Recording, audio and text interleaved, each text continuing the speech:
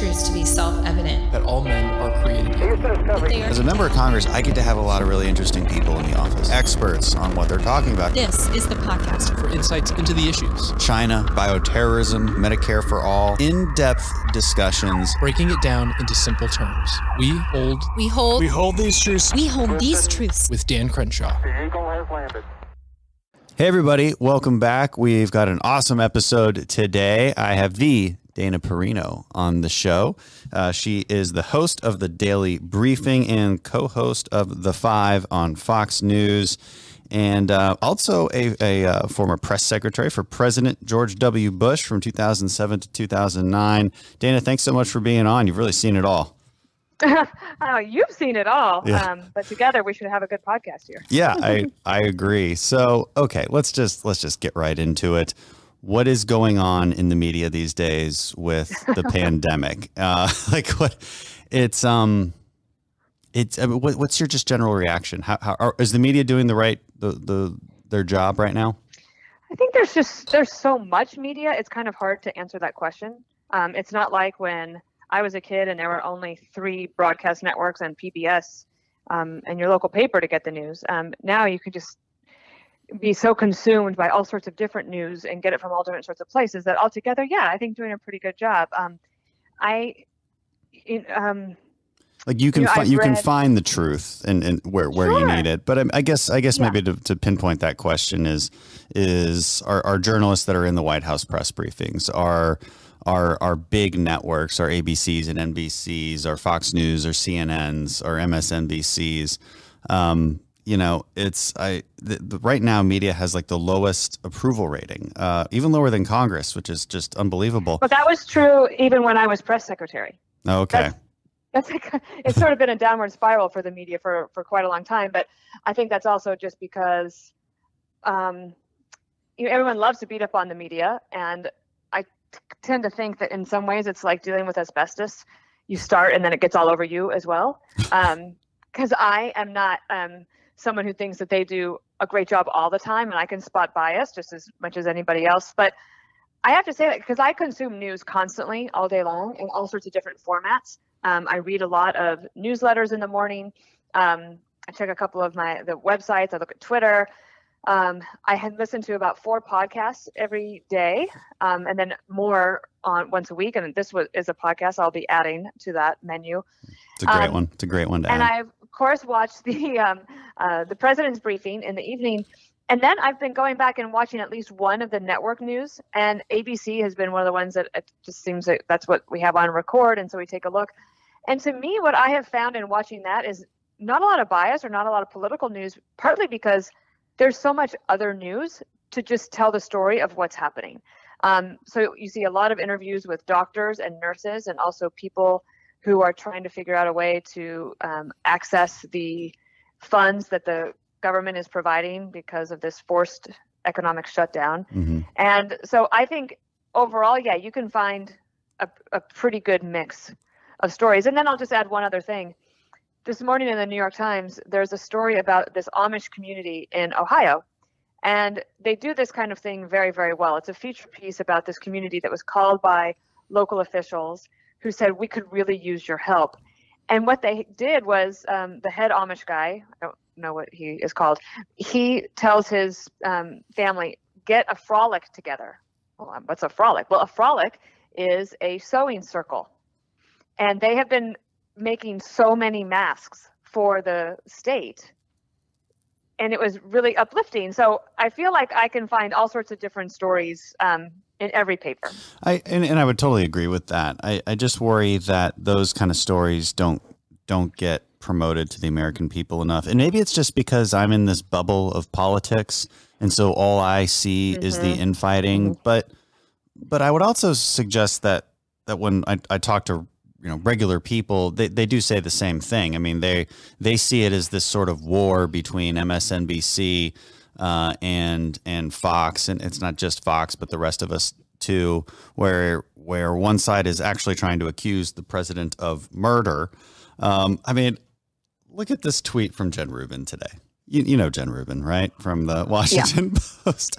It's so over the top. It says, hold on, let me pull it up real quick. it says, hold on. Okay. If Biden is serious about winning, he needs to accuse Trump of willingness to kill people. Yeah, that's preposterous and ridiculous. But I also have to say, it's also, her impact is so small.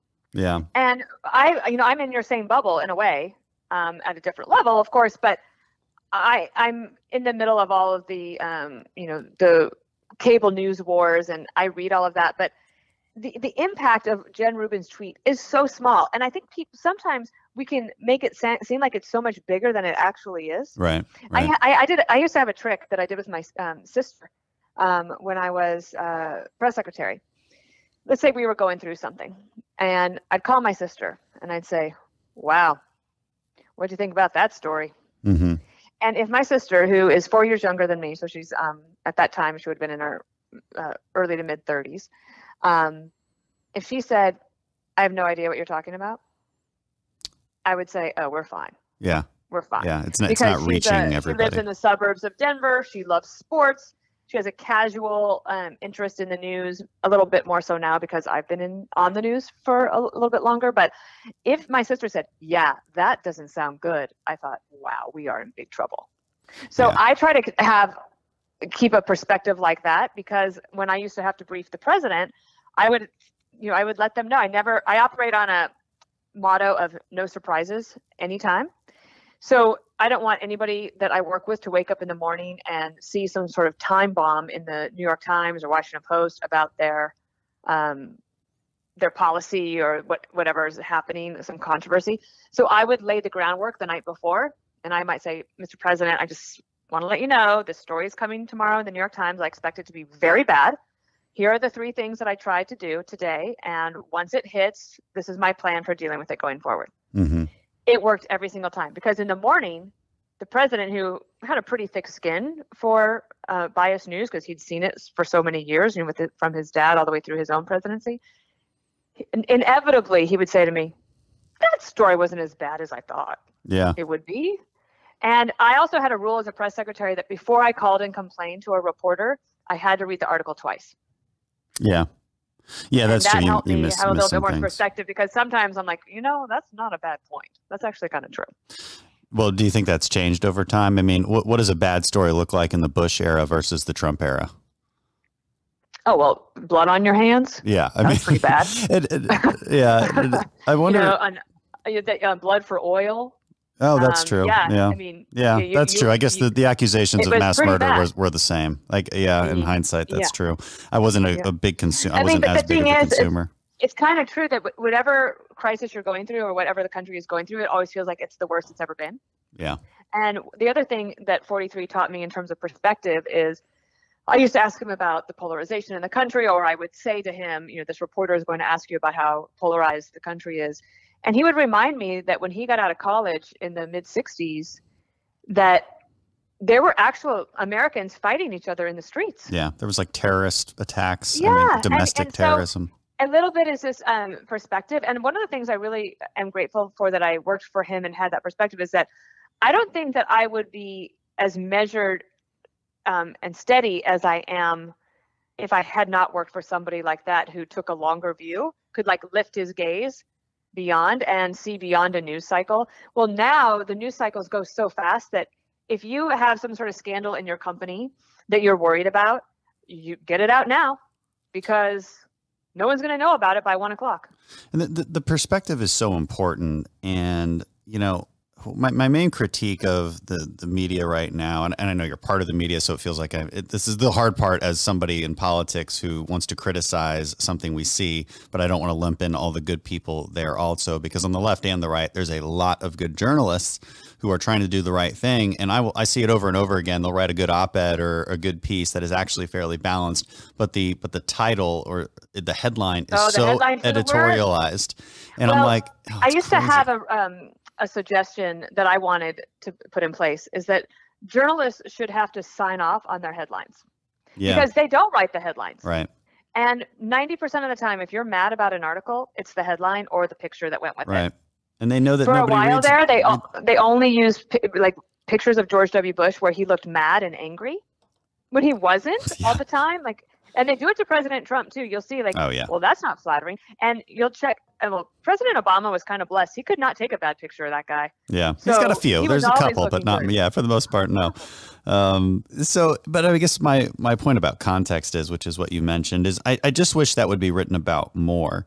And the context is so important. It's such a duty for journalists to present that context and different and full set of facts when making a point.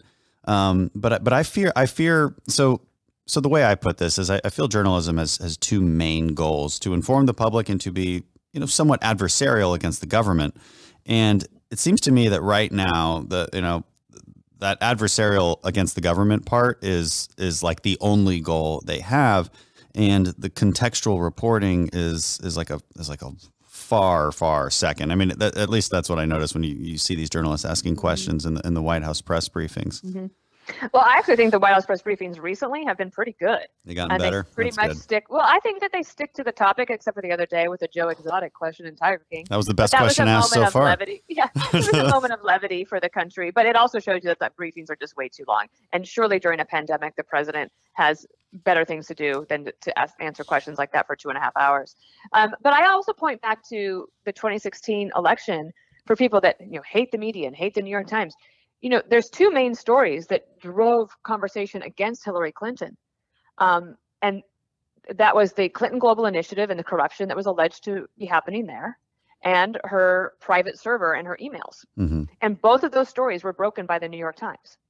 Yeah, that's good for context as well. That's a good point. I think people sort of forget that we use the media to make our points when it fits our goals, and we don't when we'll call it something else like fake news if it doesn't. And when I was press secretary, I really took well, look, I would take it hard. I would take it personally, like bad stories. As I said, President Bush had a longer view and he had a stronger stomach for it than me. But the other thing is, I also would advocate for access of the press to the president. Yeah. And like the president today, I mean, there's no reporter that could complain that they don't actually have a direct line to the president, right? Not only at the briefing rooms, but one of my goals as a press secretary was to explain to people, what is the president thinking? How is he making decisions? How did he get to that choice? Well, I didn't even have a Twitter account when I left the White House in January of 2009. And now you have reporters just like all day long could basically just find out exactly what the president is thinking because he tells them directly. Right. He tells all of us directly. I do appreciate you. Let's just put this into some more context. We've got one of the most prominent faces from Fox News, and you have consistently defended the overall status of the media, and I think that should be noted. I mean, that context for people that you've just been pointing out to me. Hey, just remember the New York Times did break this particular story about Hillary Clinton. It is important. I think you are right. Maybe we do cherry pick. Who pick. hates the New York Times more than Donald Trump? Hillary Clinton. Yeah, that's probably true.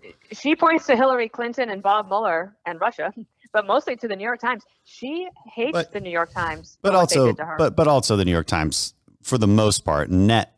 Speaking as a net, completely. Yeah, I mean they were overwhelmingly in favor of her, and so it is. I guess that's important to note. Also, I don't know. She would. Well, my point is, in terms of perspective, she doesn't think so. Really? And yeah, I mean, in fact, I think she wrote about it in her book about you read her book? The New York Times and the bias against her. No, I read the nenews clips that came out of the book. I read the New York Times review of the book. Yeah. I mean, yeah, I know from our perspective, what there was like a tipping point in narratives that have come from, let's just say, left-wing media instead of saying the media. So let me be a little bit more specific in my criticisms here. There seemed to be a tipping point where all of a sudden there was blood on Trump's hands, and that tipping about coronavirus. Yeah. And that tipping point seems to have come at the moment that Nancy Pelosi torpedoed the rescue package, because I remember there was a lot of sort of bipartisan talk. You've got Chuck Schumer on TV saying, I like where this is going.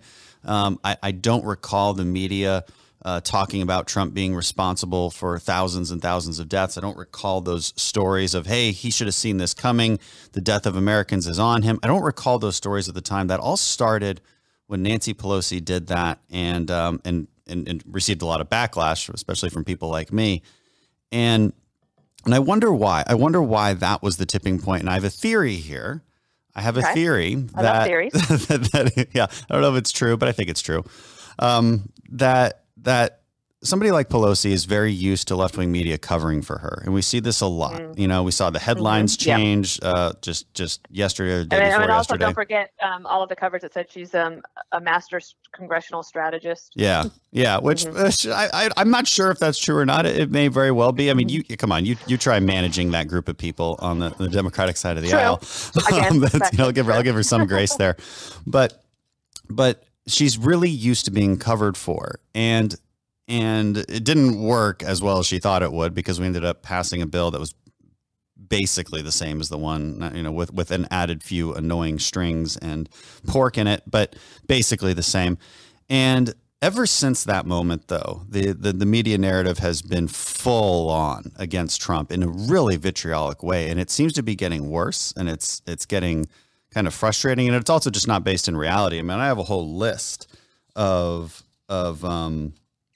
articles and headlines that really show the hypocrisy here, where you've got these major news organizations, the Washington Post saying that the flu is much bigger than the coronavirus for now. You've got the New York Times saying, you know, pandemic panic, coronavirus is scary, but our response to it may be worse. This is January 29th. January 31st, this is the day that Trump restricted travel from China. Vox said this is not a deadly pandemic. That same day, Washington Post, how our brains make coronavirus seem scarier than it is. And so I don't blame them for writing these things at all, because that was kind of the information we all knew at the time. What strikes me as really odd is the hypocrisy that they engage in right now, where they claim that we all had this information, that we all knew this was coming, and it's just not true. And like, what is going on in these newsrooms? Why does this happen? Well, again, I mean, I'm not here to be apologizing for the media, but it really can go both ways. Yeah. And then there will be plenty of time after this is over to look back and say who did what when. I think the frustrating thing is that, like, when you're in the middle of a crisis, you know this, right? This is what you did as a SEAL, right? You're in the middle of a crisis, you handle the crisis. Yeah. And then you can do an after-action report afterwards. But yeah, I mean, there's clearly examples where, like, Bill de Blasio telling everybody to go out, Nancy Pelosi telling people, please go to Chinatown and enjoy, get out there. And I think that what the media often lacks, and I would say this is true of myself too, I just always try to remember this. I learned it when I was on the ranch growing up with my grandpa. Humility is like gold.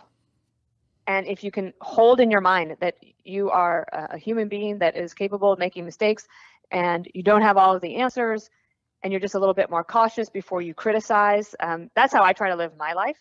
And I also long ago decided that I can only control what I say and how I react to something. So I'm a little bit cautious in my word choice often, and that's partly my upbringing. I always like that, even as a kid, but also then by training professionally. And then I learned something from Dick Cheney as well, which is you never get in trouble for something you didn't say. Yeah. He was like the most silent vice president, right? Because he would sit and he would listen. And there's so much benefit to listening rather than to just talking all the time. And in some ways, there just might just be like, I love the media. Like, I love news. I like a lot of it. I don't read a lot of the nonsense. Like, I don't go to Vox for stuff, but I try to have a pretty well-rounded diet of news. And I think we're in, as a country and as a world, like, just having access to all this news is amazing. Imagine if you lived in a place, I'll give you an example, a place where the government controlled the media. You've probably been to many of these countries where that happens. It's downright scary. I was asked by the State Department in April of 2009 to go on one of these public diplomacy missions to Azerbaijan. And my goal was supposedly to try to get the government there to work more closely and more openly with the media there, because the journalists are being thrown in jail and all this stuff. So I accept the mission. I fly all the way there. And this was the first time I'd flown to someplace like that where I wasn't in the president's bubble. And I have to tell you, it was just shocking and scary to live in a place where the government controls the media. Yeah, that was worse. No, well, yeah, I'll stop trying to get you to analyze the media along with me. I mean, no, it's just. I mean, you should probably call Greg Gutfeld. He would agree with every one of your premises. No, I mean, I like that. We need people like you who still have a more optimistic tone and kind of step back and see like, hey, well, yes, this was said. I guess what concerns me is that this is said by major organizations that do reach millions and millions of people. And from my perch as a politician, getting it from all sides, I field those calls, right? People mad because they read this, and I'm like, but it's not true.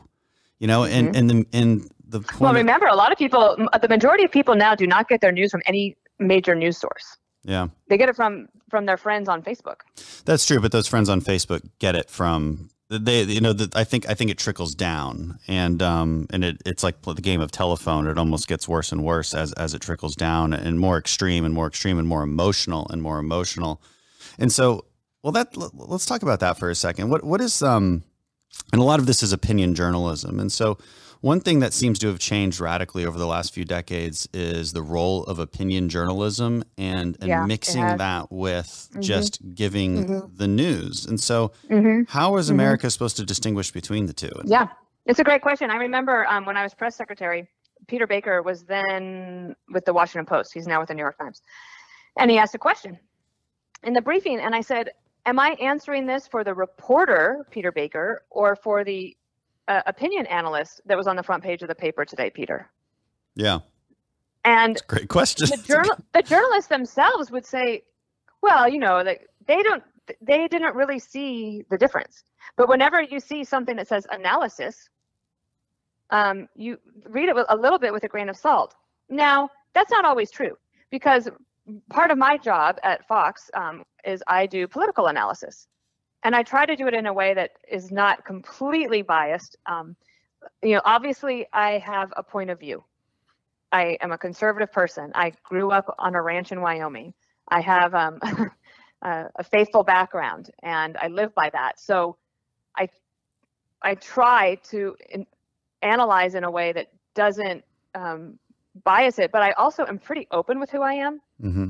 And one of the things about opinion journalism over the decades, as it has morphed, is that I think now people kind of recognize that more. For example, Tucker Carlson. Yeah.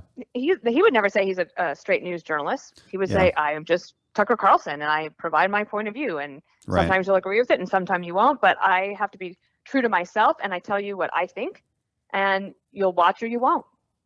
And it turns out a lot of people love to watch. Right. And I don't think people mind that.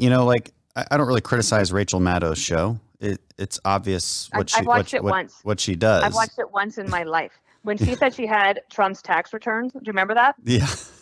And for the first time, I had to. We didn't have one of those fancy remotes at the time where you could just talk into it and find MSNBC. I had to go hunting for MSNBC. I had no idea what channel it was. I absolutely never watch it. Yeah. So I finally get to there, and 28 minutes into her show, I'm like, why does anybody watch this? I can't stand it. Now, I'm sure that there are people that I know who would say, how could you possibly watch 28 minutes of Hannity? Right. I can't take it. I only watch Rachel Maddow. And I just sort of think, watch whatever you want. Yeah. But be true to yourself. And my point is I don't really lump Fox News and MSNBC into this problem, because I just think both organizations are more open about their leanings. And I think most Americans know that and understand that. I definitely encourage everybody to watch both, because people will ask me, okay, where am I supposed to actually get the news? Oh, gosh, you're so good about that. I have conservative friends who just watch MSNBC all day. because they want to see what the other side is saying, and they get so riled up. Yeah. Like, well, God bless you, because I can't do tough. that. We keep it on in the office occasionally too, because we do have to see what they're saying. And over the years, I mean, what got me to be more conservative is I really did look at everything, and overwhelmingly what would happen is, especially as you dig into the, to the more academic think tanks, I just always found that the arguments being made by conservatives just logically made a lot more sense. And there was a deeper reasoning for you. Yeah. It's interesting. Like when I argue with somebody like a Juan Williams, who actually is a little bit more of a straight journalist than people may think. But, and like for analysis, when he's like on Fox News Sunday, that's pretty good analysis. Yeah. But let me think of another example. Here's a good one. Josh Earnest, who was the press secretary for Obama. Mm-hmm. He and I get along great. Yeah. But we see the world from such different points of view. It's actually kind of funny. It's like, how could you possibly think that Medicare for all is a good idea? In my head, I cannot possibly imagine why he thinks that would be a good idea, and why it would work. And for him, it's like, how could you not see Obamacare as like the panacea? Yeah. Well, it's like the data shows otherwise, but that's why. Oh, that's what, because conservatives often, that's what you do, right? You get the facts, logic, science, right, common sense, and also. But they would say the same thing about themselves, right? The left would say the exact same thing about themselves. They'd be like, we're the ones with all the science and the facts, and these silly and that's kind of why I love what we do, because your job and your goal then is to persuade. See, one of the things I used to say to press secretaries on the Hill was, it's fine. You can complain about media bias all day long, but what are you going to do to make it better? Like, how are you going to win? And that's why I always tell companies, if they're looking to hire a director of communications and they have some problems, like always hire somebody who worked in Republican politics, because they will be so much better at what they do than anyone else, because they had to work much harder for it. Yeah. Yeah. And I think that's true. As a conservative, I find that, and I tell young conservatives this, you have to know your stuff better than the opposition, because they're going to use emotional arguments that are hard to argue against. And you've got a good example of that is Ben Shapiro. Yeah. Yeah. I mean, he's one of the best, if not maybe the best. I model. And he might be the best. And so I love to listen to his podcast every day, because it helps me think things through as well. Right. Right. And he knows how to frame the argument. Think about, for young conservatives, never had anything like a Ben Shapiro before. Yes. That's what gives me hope for the future. And I'm like, if you because our older conservatives, just as a politician, I talk to everybody, and they're very concerned about the future. And what I tell them is that the reason we're in the place we're at now, where it seems like we're being overwhelmed by the media narratives and overwhelmed by the college campus narratives, is because conservatives haven't had to make the arguments for the basic foundations of America in a really long time. And we're always caught off guard by the new tactics of the left, because they're changing all the time. And a guy like Ben Shapiro is so useful for us. And there's many others like him. Like, we didn't have, in the early 2000s, I mean, Dennis Prager, for instance, has been around for a while, but as far as rising to prominence with PragerU and guys like him and Ben Shapiro and Charlie Kirk with Turning Point, all of these different people that are really driving the argument, we just didn't have any of this, 10 years ago. When I was a kid, my dad subscribed to National Review. I've been a National Review subscriber since I was 8. It's one of my favorites by far. And that helped, it obviously shaped my thinking over the years. And also the first congressman I ever worked for, as just answering phones, he recommended to me that I read Wall Street Journal Review and Outlook section every day. Yeah. And said, it'll make you smarter. And I have done that every single day for all of those years since 1995. And it's so interesting. I'm so grateful to somebody like a Paul Gigot and Kim Strassel and Bill McGurn, Dan Henninger, Anastasia O'Grady. I look at all of these people like, thank you so much for helping me think through what might be bubbling in my mind. And of course, the person I miss the most, and who I helped work on his collection of essays, was Charles Krauthammer. Yeah. Oh, yeah. I can remember and quote from his columns from over the years. But now there's just a plethora of more opportunities. But there's also some bad actors on both sides, that are exploiting the technology for their own personal gain. No, we certainly have that on the conservative side, too. These sort of overly emotional, kind of conspiracy-laden headlines. Oh, I can't stand that. And it makes my job a lot harder because do you get a lot of that?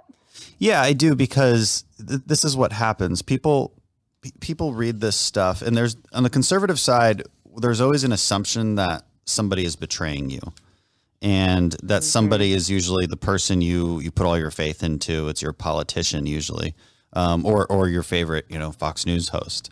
And they're always on a, not everybody obviously, but the people who are most outspoken on social media, they're on a knife edge, and they're waiting for somebody to betray them. And so when they read that weird story from that kind of, whatever source that brings about that and confirms whatever fear they had, they immediately jump to it. And when you try to explain that it's really not that way, they just don't believe you. I mean, it makes it even worse, because it's like, I knew you would lie to me. They told me that's what you would say. You're like, come on, guys, come on. So I wanted to ask you what your definition is of fake news. You hear that term thrown around all the time, but like, what does it mean? How should we define it? Well, I don't use it. Yeah, I don't really either. I agree with you. I mean, obviously, if something is factually incorrect. Yeah. I'll give you an example that I think that the media was a big swing and a miss this past week for President Trump, was that he somehow was invested in pharmaceutical companies making hydroxychloroquine, and therefore he was stood to make all this money. And they write this article, they do this big push, and it turns out it's like $450 in a mutual fund. It's preposterous. Yeah, there's nothing. So to me, like, I would say, okay, there's a great example of fake news. Yeah. It's not fake news. For example, the Kristen Fisher, the Fox News reporter in Washington, when she asked the president the other day about the Health and Human Services Inspector General questions back in January about the amount of PPE that was available in the country, he immediately attacks her and says that's fake news. Well, that's actually not fake news. That's a question you don't want to answer. Yeah. So that's why I think that the term is, he's watered it down himself. That's true. He used to get there is examples of actual fake news, things that just are not true. Yeah, I think we need to distinguish the definitions better. One of them could be in the intel community now. You know how there's that story that says, oh, the president had in his presidential daily brief that the pandemic was going to be very serious back in November. Yep. I just retweeted that from DNI. Yeah, and the DNI is like, actually, no. And those people, they don't speak to the media, but they felt compelled to say something. So yeah, I think that there are definitely examples of fake news. And one thing I would say about the media is, they often write for each other. Yeah. Right. And I think that might be true also of like even cable news anchors, right? Like I want to perform well for my viewers and make sure that they get an entertaining program where they learn something that they might not have heard someplace else. Yeah. But I also, of course, I'm in competition with my competitors, of course. But usually competition makes everything better, right? Yeah. Like if you look at the free market, you usually get increased productivity and efficiencies and better prices or whatever. Sometimes it just doesn't work that way in the media when there's just so much media out there. Yeah, and well, if the incentives are to get more viewers, I think what we've seen over time is that in order to get more viewers, people respond best to emotional arguments, and I think maybe that's why we've seen over the last couple decades a more opinion-based, emotional element to the mainstream media. Would you agree with that? Mm-hmm. Mm-hmm. Yeah. Yeah. It's the way the incentives are aligned. And, but I wanted to ask you something about the media though. Yeah. Because when what was that guy's name? The Saturday Night Live guy. Pete Davidson. Pete Davidson. When he said that about you and your war injury. Yeah. And you handled it with such grace. To me, conservatives win when our response is like what you did. Yeah. Because that's how you got everybody to listen to you. That's how more people know who Dan Crenshaw is and more likely to buy your great new book. Because the way you handled it, the role model that you are was personified in that moment. It was wonderful. And that's why I try to conduct myself with grace and steadiness rather than vitriol, because if I want to win the argument, I have to be somebody that speaks in a way that people will want to listen to me. And I think that you do that very well.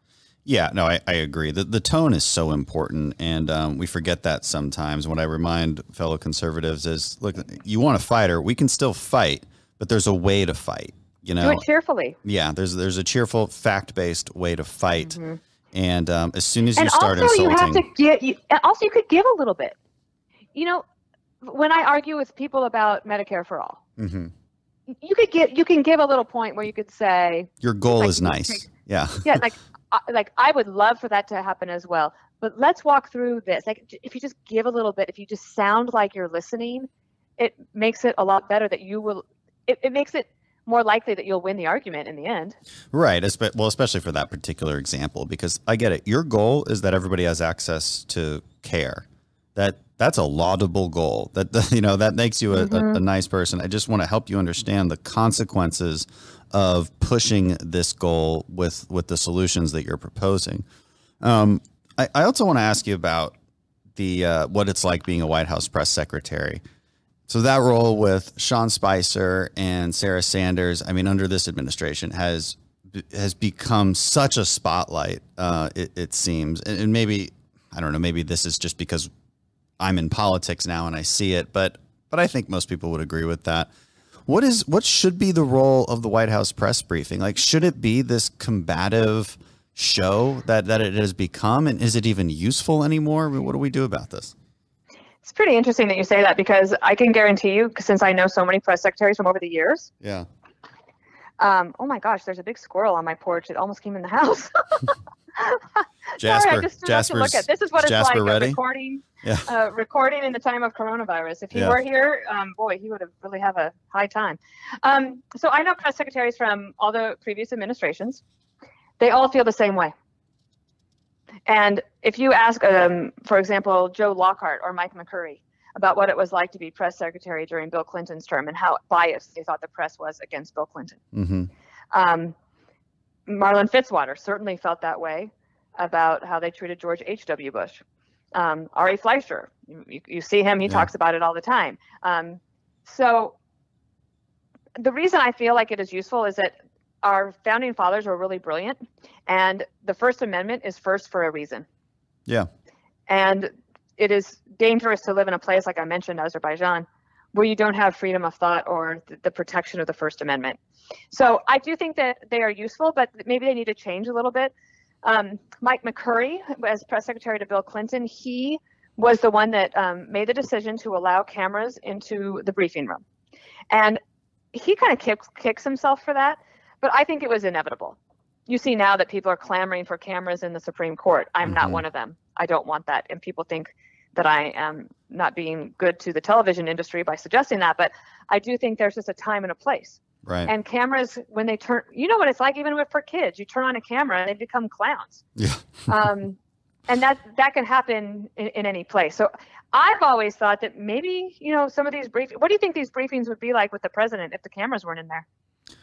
I think they would just be having a more information-based conversation. Yeah, you would. You'd get a lot bit more information. I think it would benefit everybody. Right. But instead it's this show. How do you turn that back? I don't know. Yeah. It's there was another study done by some political scientists at Harvard. This is kind of along the same lines of ultra transparency, and at what point does that actually make things worse? And what they found was that one reason that compromise became so much harder in Congress was when votes in the subcommittees and committees were made public, whereas before, at a certain point in time, and I can't remember exactly when, but a long time ago, those were private votes, and which meant you could compromise behind closed doors. Yeah. And the same was true before. This is before you were in Congress, but when they eliminated earmarks. I could remember the bridge to nowhere, but I couldn't remember what that was all about. But when they eliminated earmarks, I think a lot of people in the country think that was a really good idea. And I'm not here to suggest that we should go back to that, but yeah. Oh, but they make people so mad. They make people so mad. Earmarks. And even though it's because $25 million, it seems like it is a lot of money. Center money. Oh my God. I get asked about it all the time. Did you see that the president defended it? I was like, why are you defending that? Yeah, he doesn't have to defend it. But on the other hand, when I'm asked about it constantly too, I do want to give both sides of this one, because I mean, it's definitely indefensible after they went ahead and fired the workers there anyway. Exactly. That's what made it indefensible, because the entire point was to keep people employed. And but the other thing I still remind the people who are the conservatives who are so mad about this, and again, I'm always the one, I'm like, push back against the outrage, please, and bring in some perspective. This is, yes, it's millions of dollars, but the stimulus package was $2 trillion. So, you know, try to have that context in mind. I'm not defending it. It wasn't good, but you know, whatever. We don't have to go down that path too far. But context is so important, as you've reminded me throughout this entire conversation, about how to look at the media. Granted, I still think the overall behavior of left-wing media as it pertains to terrible. Don't get me wrong. I mean, don't get me wrong. It's terrible, but I also just want to put things into perspective for people, because it's so important, and I appreciate you doing that. We're as powerful as some of the conservatives think that it is. President Trump's approval rating would be like 19%. That's true. That's true. So,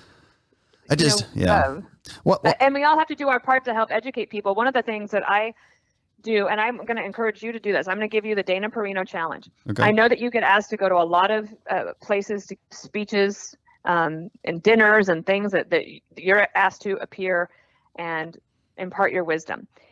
What I tell people is that I will come, but if you ever expect to have me back, everybody in this room has to bring somebody to this dinner the next time that is under 35.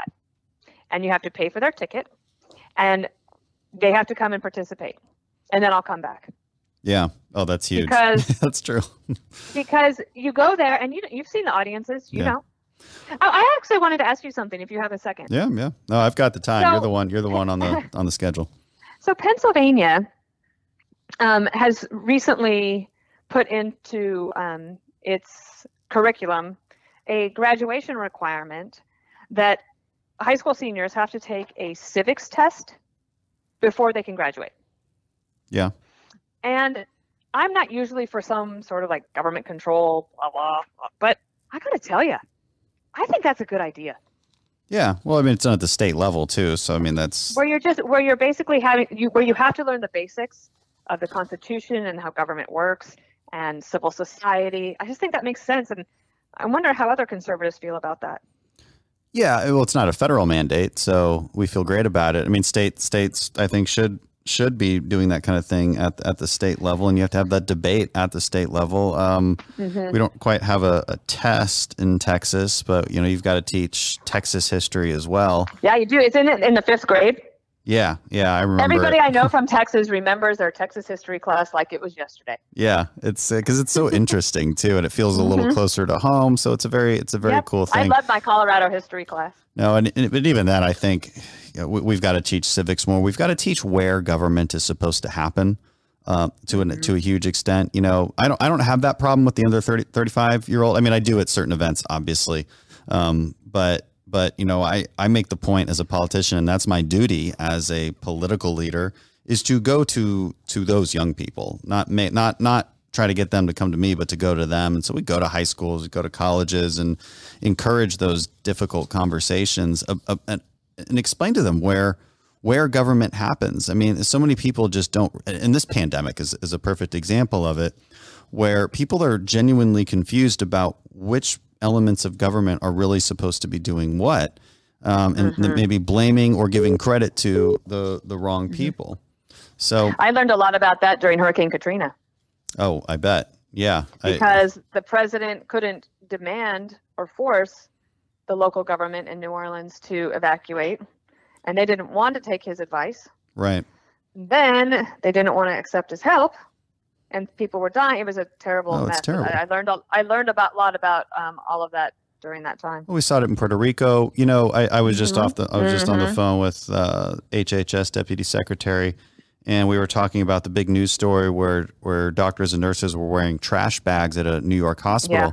It turns out that hospital had plenty of gowns, but And so the immediate assumption is that it's the president's fault. Somehow the president is supposed to micromanage down to that micro level the distribution of gowns. But just like you can imagine at any somewhat large organization, in any given hour, those distribution lines get screwed up. In any given minute, because maybe those doctors have to run. You can imagine all sorts of scenarios, but instead of giving some grace and actually questioning these stories, we jump to that emotional conclusion.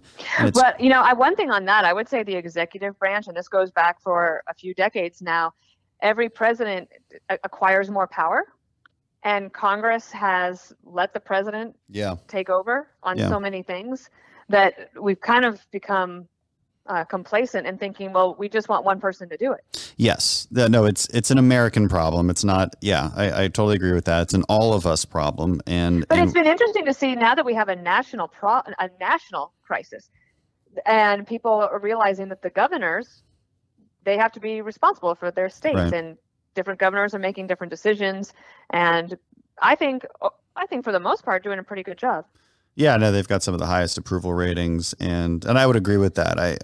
I don't know of any cases where governors have totally dropped the ball. I mean, if we wanted to operate in bad faith, we could say all sorts of things about de Blasio and Cuomo, and say, oh, they should have seen it coming. I mean, they are governed. DeSantis.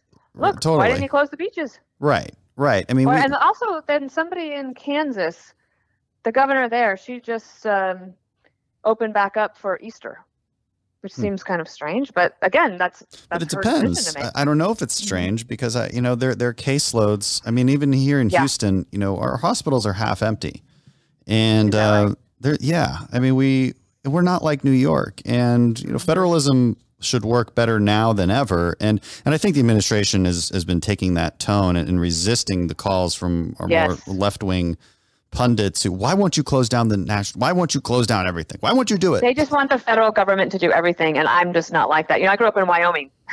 Yeah. Nobody in Wyoming wants the federal government to do everything for them. Well, and also, why should Wyoming have the same restrictions that New York does? The population density is so vastly different in a situation like this. I mean, federalism is our best friend in a pandemic like this. And I think people are realizing that to an extent. But the problem is there's a huge incentive for local leaders if they all of a sudden find themselves short of something to immediately blame the president. And I'm like, that's not responsible. That's not responsible. Nope.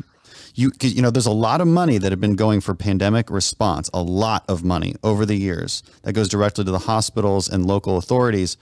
What they spend that on is not always clear to the federal government, to HHS. People don't realize these things. And like accountability has to be at all levels.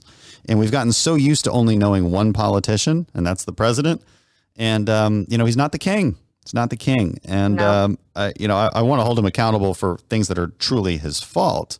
But it seems that that narrative has spun way out of control as far as what's really the federal government's fault and what isn't.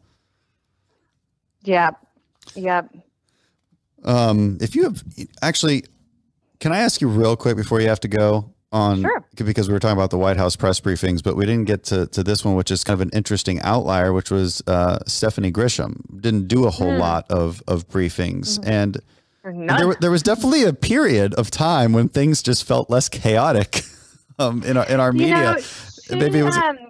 I have a lot of admiration for her because last weekend, I guess it was, there was an article that surfaced that said that there might be a change in the press secretary position, the position she's held for 9 months. And her quote was fantastic. She said, well, I've been in quarantine, so I don't know, but imagine how ironic it is that the press secretary would find out about this from the press. And that was a shot at the White House management. Mm-hmm. And I admired that. I was like, she sticks up for herself. That's good. She also had too many jobs. Yeah. And again, this is a White House management problem. There is no way in the world that one person could be these three jobs: Director of Communications for the First Lady's office, Director of all White House communications for the President, and the White House Press Secretary. The President needs more people working on all of those issues in order to help him. but they don't listen to me. I don't remember.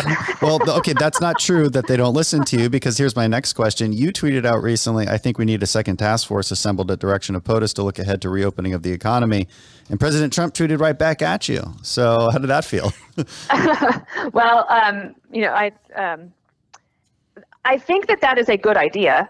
Yeah, I actually think that it's not something that wasn't it's happening. Idea it's that happening. Nobody would have come up with it. Right. I think that in my vision of it, do you remember what the Simpson-Bowles Plan Commission was? Yeah.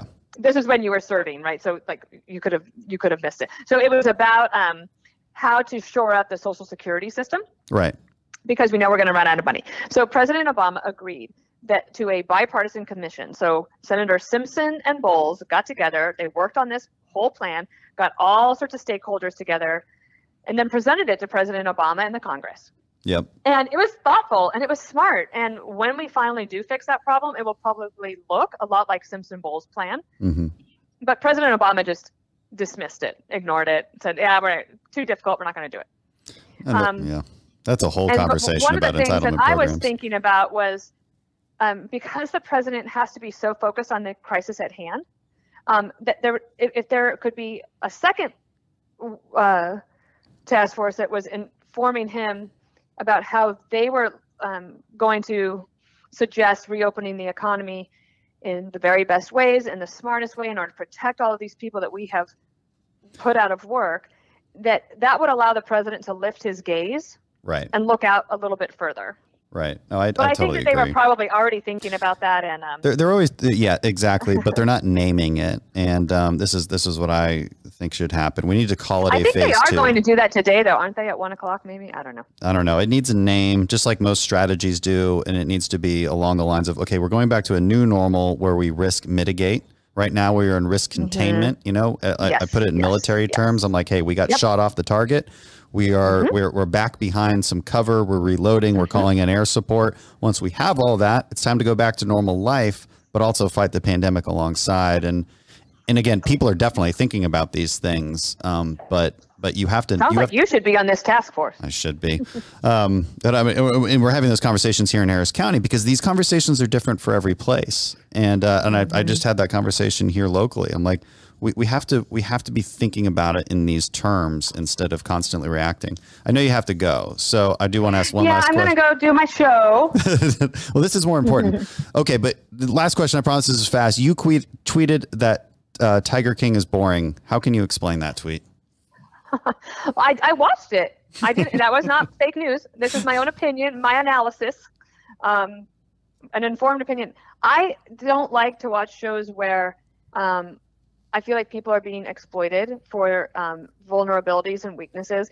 I don't like it, animals being treated badly. And I was not willing to commit that many hours to something I thought was boring. Plus, Peter fell asleep 25 minutes in, so I abandoned the ship. There you have it. All right. Dana, that's Dana's take on Tiger King, which has become a symbol of the pandemic for better or worse. Thank you so much for taking so much time. This is a really fun conversation.